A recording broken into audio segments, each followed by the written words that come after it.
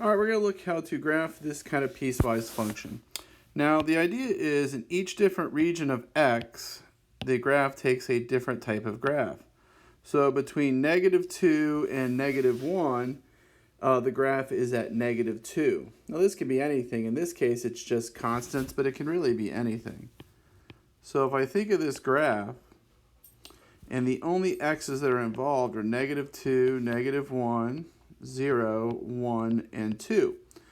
Because that's the bounds of my x's. The smallest is -2, the biggest is 2. And then we have these different values going up and down for the y's. So the first part says if I want to do between -2 and -1, the graph is going to be at -2. So we'll just kind of put a flat little segment at -2. Now it is included on this side, so we put the open circle. And on the other side, it's not included, so we put the open circle.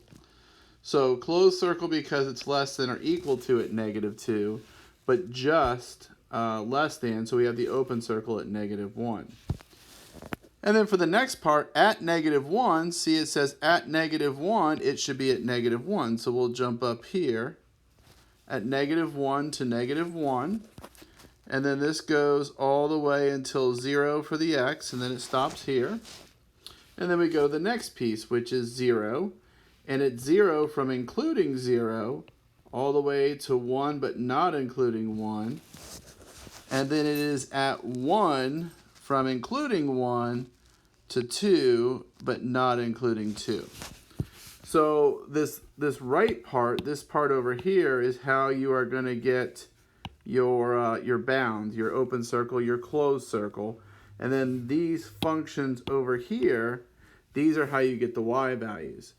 Now, this case, they're all just constant, but they could be anything. They could be lines, they could be curves, they could be whatever you want.